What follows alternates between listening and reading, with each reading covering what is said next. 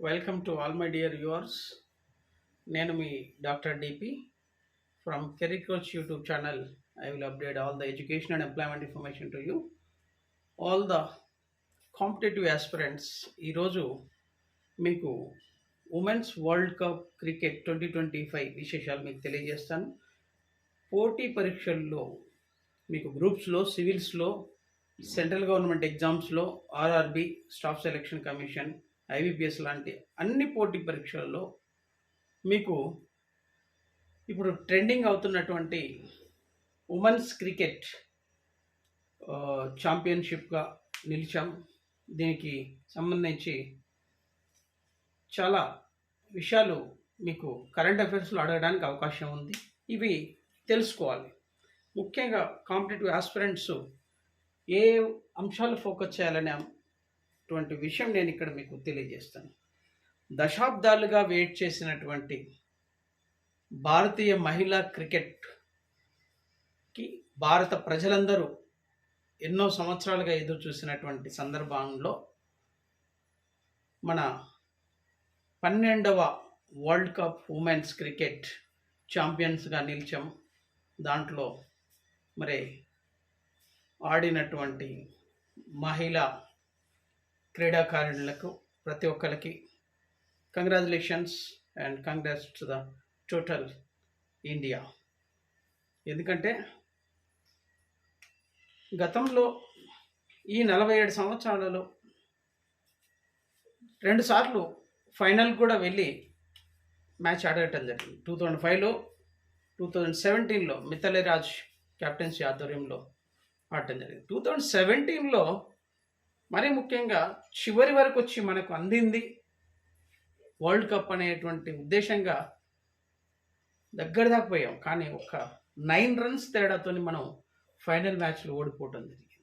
అంటే చూడండి, ఒకసారి ఓడిపోతే ఎంత బాధ ఉంటుందో ఒక కాంపిటేటివ్ యాస్పిరెంట్ కూడా ఎన్నో పోటీ పరీక్షలు రాస్తుంటారు.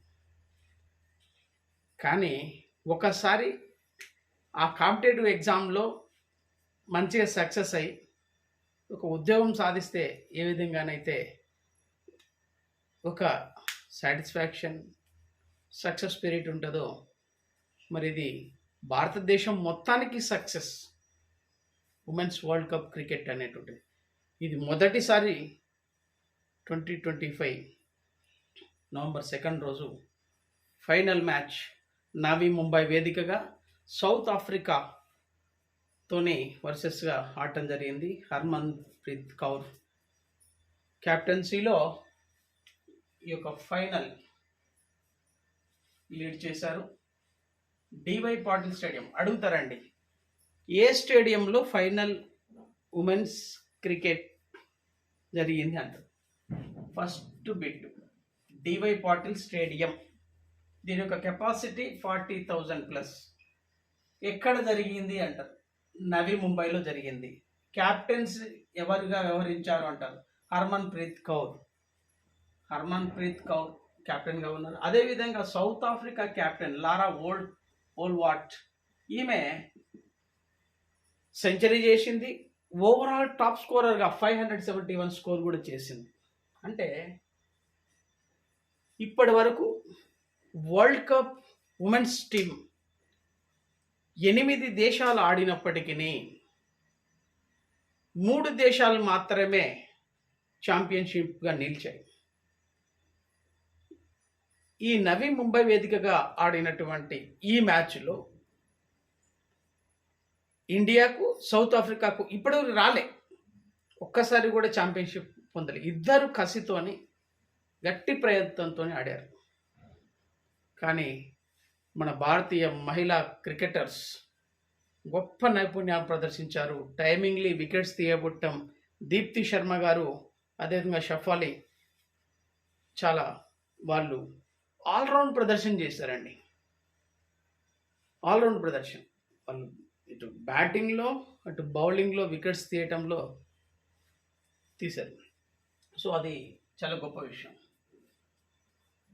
ఇప్పటివరకు ఆస్ట్రేలియా 7 టైమ్స్ ఛాంపియన్స్గా ఉంది. ఇంగ్లాండ్ 4 టైమ్స్గా విన్ అయింది, న్యూజిలాండ్ ఒకసారి పొందేది. ఈ 2025లో మనం మొదటిసారి ఛాంపియన్గా విజయం సాధించడం జరిగింది. చూసినట్లయితే ఇక్కడ మహిళా క్రికెట్కి ఇటు బీసీసీఐ అయినా అంతకుముందు మేనేజ్మెంట్గా ఉన్నటువంటి సందర్భాల్లో మ్యాచ్ ఫీజులు ఇవ్వనటువంటి సందర్భాలు, సాధారణ ప్రయాణాలు అంత ప్రాధాన్యత ఇవ్వలేదు, ఇవ్వవలసినటువంటి ప్రాధాన్యత ఇవ్వలేదు. అంటే చాలా వివక్ష చూడటం జరిగింది. ఆ తర్వాత ఉమెన్ ప్రీమియర్ లీగ్, T20స్లో, ఉమెన్ ఛాంపియన్షిప్లో చాలా ప్రతిభను సాధించారు. ఇక చూసినట్లయితే మరొక bit, player of the tournament ఎవరని అడుగుతారు. దీప్తి శర్మ గారు ఉత్తరప్రదేశ్లో ఆల్రెడీ డిఎస్పీగా పనిచేస్తున్నారు. Deepti Sharma highest wicket taker in the overall tournament. మన ఇండియాలోనే కాదు, ఈ యొక్క world cup final match total మ్యాచ్లో 22 వికెట్స్ తీశారు. ఈ ఫైనల్ మ్యాచ్లో చూసినట్లయితే 58 స్కోర్ చేశారు, అదేవిధంగా 5 వికెట్లు తీశారు. అంటే చూడండి, ఆల్రౌండ్ అంటే ఇలా ఉంటుందండి. Player of the tournament Deepti Sharma, player of the match Shafali Verma, 87 runs, 2 wickets. Player of the match ఫైనల్లో స్కోర్ రన్స్ ఆధారంగా Deepti Sharma, she performed very well in overall games. ఇక్కడ 22 వికెట్స్ అంటే మామూలు విషయం కాదు. ఓవరాల్ హైయెస్ట్ వికెట్ టేకర్ అన్నప్పుడేమో దీప్తి శర్మ, హైయెస్ట్ స్కోర్ అన్నప్పుడేమో Laura Wolvaardt. Next Pratika Rawal, న్యూజిలాండ్పై 122 రన్స్ చేసి వారు ఫీల్డింగ్లో ఇంజూర్ అయ్యారు.